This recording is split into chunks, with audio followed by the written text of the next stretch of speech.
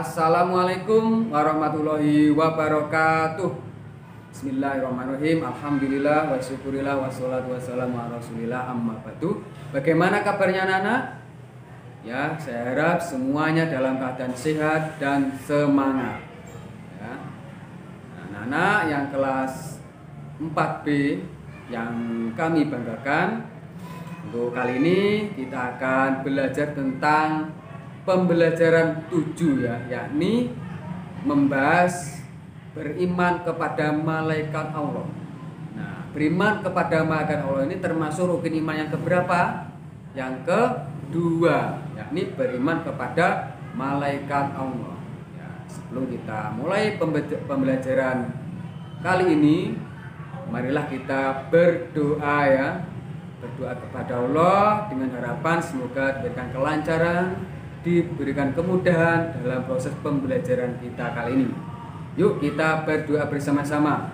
Bismillahirrahmanirrahim. Raditu billahi robba wa bil islami dina wa bi muhammadin nabiyya wa rasula. Rabbi zidni ilma warzuqni fahma bi rahmatika ya arhamar rahimin. Amin.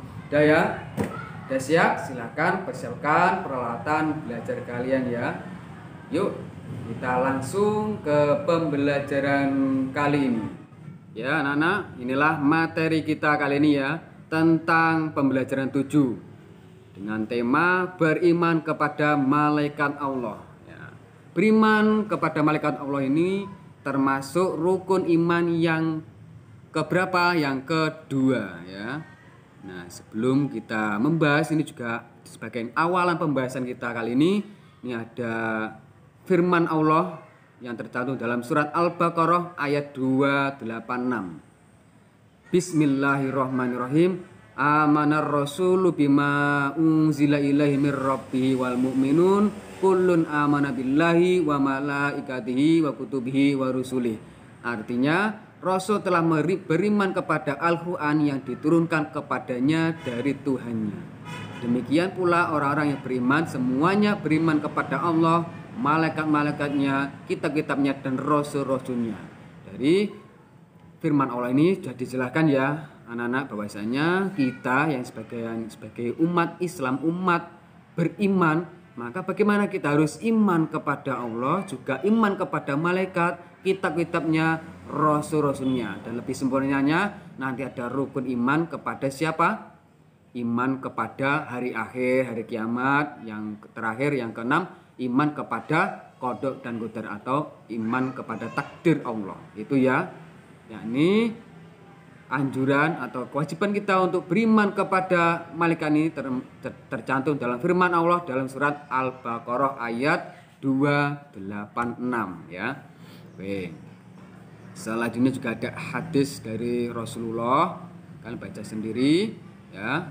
Selanjutnya makna beriman kepada malaikat Allah. Maksudnya penjelasan apa toh yang dimaksud beriman kepada malaikat Allah. Nah, ini penjelasannya ada 3 ya anak-anak. Yang pertama, meyakini bahwa malaikat itu ada meskipun keberadaannya tidak bisa dilihat.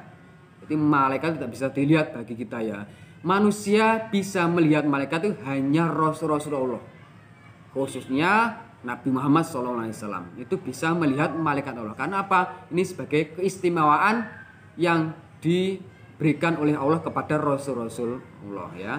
Tapi kalau kita manusia biasa bagaimana Pak? Tidak bisa melihat malaikat-malaikat Allah. Kalau bisa nanti kalian kaget semua ya melihat malaikat wujud asli dari malaikatnya ya. Oke, sudah ya. Meski tidak bisa lihat, tapi bagaimana kita harus meyakininya bahwa ada malaikat Allah. Yang kedua, meyakini bahwa malaikat itu malaikat ciptaan Allah dan tidak boleh disembah. Jadi malaikat Allah meskipun tidak dilihat ya, tapi tetap itu adalah makhluk Allah.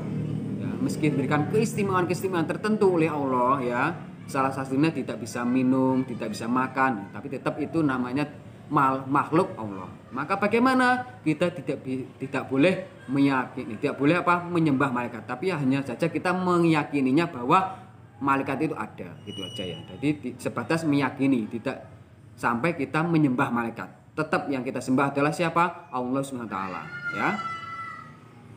Selanjutnya nomor 3, meyakini bahwa malaikat memiliki sifat-sifat khusus. Nah, yang dikhususkan oleh Allah nih ya. Yang pertama apa?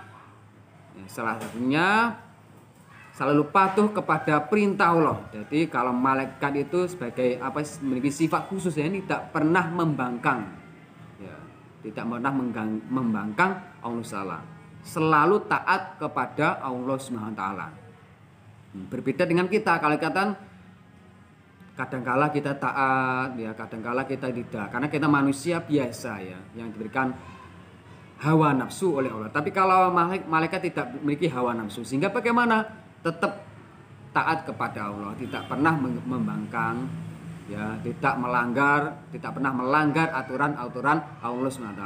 Dan juga tidak makan, tidak mati ya, kecuali kalau hari kiamat pasti akan mati kalau malaikat ya, karena malaikat termasuk makhluk Allah ya.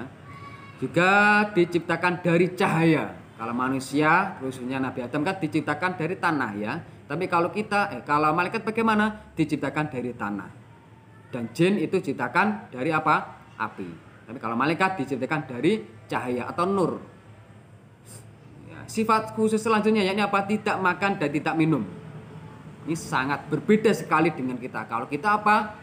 Kita masih membutuhkan makan dan minum. Kalau kita tidak makan dan minum bagaimana? Ya juga meninggal ya kan? Maka ini sebagai sifat-sifat khusus dari malaikat-malaikat Allah. Dan juga memiliki tugas-tugas tertentu. Ya, selain beribadah kepada Allah, juga memiliki tugas-tugas tertentu. Nah, ini apa saja? Nah, nanti kita bahas ya. Oke. Di halaman, minta dulu tentang pengertian malaikat. Malaikat artinya apa? Nah, artinya makhluk gaib atau makhluk yang tidak terlihat kasat mata bagi manusia ya, yang diciptakan oleh Allah dari nur atau dari cahaya. Nah, jadi malaikat apa? Makhluk gaib yang diciptakan dari nur atau dari cahaya. Malaikat mempunyai akal tetapi tidak mempunyai nafsu. Beda dengan kita. Kita kan memiliki nafsu kan. Salah satu contoh nafsu makan, nafsu ikut, nafsu minum. Tapi kalau mereka tidak ya, karena diberikan sifat-sifat khusus oleh Allah SWT. Meskipun itu tetap kita tidak boleh menyembah kepada malaikat. Karena apa? Malaikat tetap makhluk Allah ya. Meskipun memiliki sifat-sifat khusus, ya tidak makan, tidak minum, tidak memiliki hawa nafsu dan selalu taat kepada Allah, tapi tetap kita tidak boleh menyembah malaikat. Kita hanya sebatas mengimani saja ya. Oke. Selanjutnya mengenal malaikat Allah SWT dan tugas-tugasnya. Nah, ini ya malaikat-malaikat Allah. Nah, malaikat-malaikat Allah yang wajib kita imani itu ada berapa anak-anak? Nah, sudah tercantum ya, ada 10 ya, ada 10 yang wajib kita imani ya. Dan tentunya kita harus menghafalnya. Yang pertama siapa? Malaikat Jibril. Yakni malaikat yang diberikan tugas oleh Allah untuk menyampaikan wahyu. Menyampaikan wahyu kepada Rasul-Rasul Allah ya tentunya ya. Malaikat menyampaikan wahyu, salah satunya wahyu kepada Rasul-Rasul Allah. Salah satunya yakni Nabi Muhammad SAW, yang mana Nabi Muhammad memperoleh wahyu berupa apa? Berupa Al-Quran, kitab Al-Quran. Yang mana kitab Al-Quran ini diturunkan oleh Allah melalui malaikat Jibril kepada Nabi Muhammad SAW. Jadi Nabi Muhammad tidak langsung mendapatkan kitab Al-Quran itu dari Allah, tapi perantara siapa? Malaikat Jibril. Karena malaikat Jibril itu diberikan tugas oleh Allah untuk apa? Menyampaikan wahyu. Oke.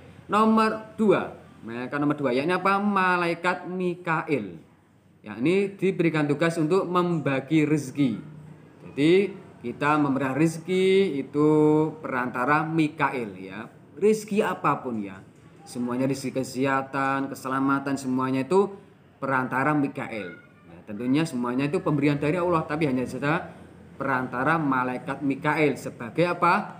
Pembagi rezeki. Malaikat sebagai pembagi rezeki. Oke, malaikat nomor 3 yakni apa? Malaikat Israfil, yakni bertugas meniup sangkakala ketika apa? Hari kiamat. Jadi ketika hari kiamat nanti ada malaikat yang sebagai tugas untuk meniup sangkakala, yakni siapa? Malaikat Israfil. Ini tiupan pertama. Malaikat Israfil itu meniup sangkakala untuk membinasakan makhluk bumi atau makhluk Allah. Semuanya ketika ada trompet pertama kali ditiup oleh malaikat Israfil, semuanya akan musnah ya. Termasuk kita semua akan musnah. Lalu ditiup lagi kedua, yakni untuk menghidupkan manusia ya, yang mana manusia nanti dihidupkan kembali lalu dikumpulkan di padang mahsyar nanti ya, ketika hari kiamat ini ya anak-anak. Yakni apa? Malaikat Israfil sebagai apa? Meniup sangkakala. Yang keempat, malaikat Israel bertugas mencabut nyawa. Nah, jadi kalau ada orang mati jangan salahkan penyakitnya ya, tapi apa? Ya memang malaikat Israfil itu lagi bertugas untuk mencabut nyawa ya, hanya perantara saja ya, bahwasanya biar tidak kaget ya, mungkin itu dia.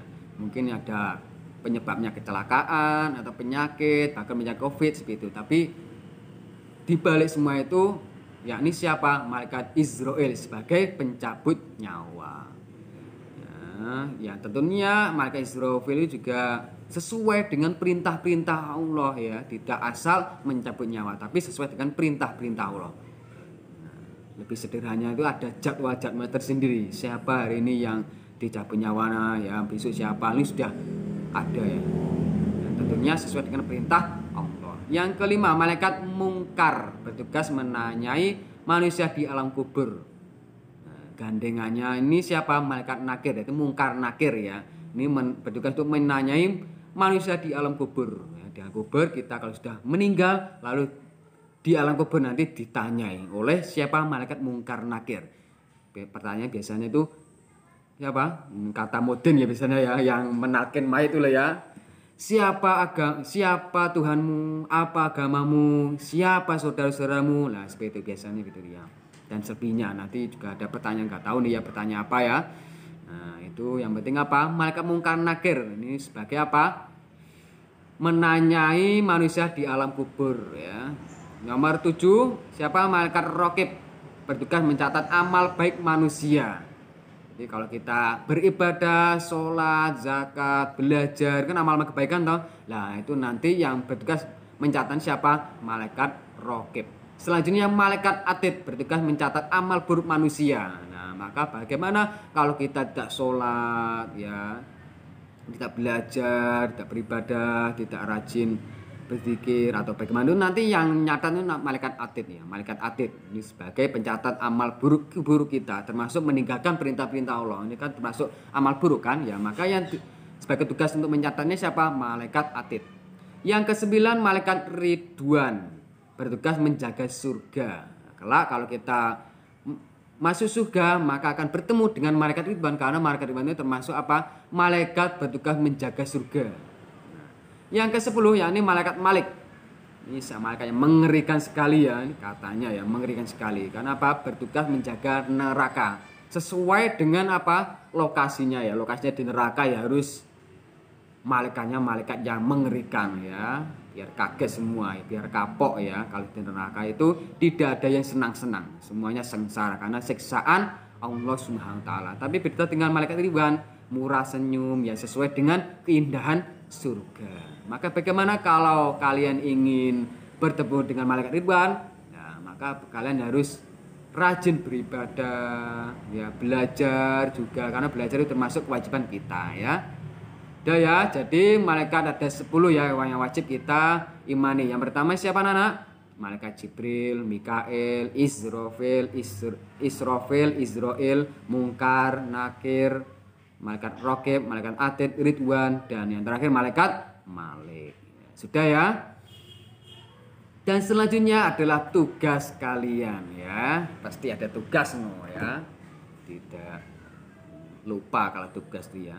Tugasnya adalah untuk menghafal nama-nama malaikat beserta tugasnya ya. Dikirim apa? Video dalam bentuk video ya. Dikirim dalam video lalu dikirim ke WA ya. Jadi semuanya harus dihafalkan ya. Untuk penilainya bagaimana Pak? Penilainya sesuai yang dihafalkan. Kalau hafal 10 maka nilainya ya 100. Kalau nilainya kalau hafalannya 7 maka ya nilainya 70. Sesuai dengan apa yang kalian hafalkan ya. Kalau hafalnya 100 semuanya dihafalkan, nah nanti. Kalau hafalnya 10 nanti bagaimana? Ya nilainya 100. Sudah ya? Mungkin semuanya bisa dipahami untuk materi kita kali ini. Yakni materi tentang apa? Beriman kepada malaikat Allah. Ini termasuk rukun iman yang kedua ya. Sudah ya? Oke. Nah, bagaimana untuk pembelajaran kali ini anak-anak? Sudah bisa dipahami ya? Nah, ini kita belajar tentang beriman kepada malaikat Allah. Nah, ini pada pembelajaran 7 ya. Jangan lupa tugasnya apa? Tugasnya menghafal nama-nama malaikat Allah beserta tugas-tugasnya. Malaikat Allah ada berapa yang wajib kita imani? Ada 10 dan beserta tugas-tugasnya. Nanti kalian hafalin lalu kirim dalam bentuk video ya. Sudah bisa dipahami ya? Baik, bisa kita akhiri untuk pembelajaran PAI hari ini. Ya, kita akhiri dengan bacaan hamdal bersama-sama. Alhamdulillahirabbil alamin. Sekian dari saya. Assalamualaikum warahmatullahi wabarakatuh.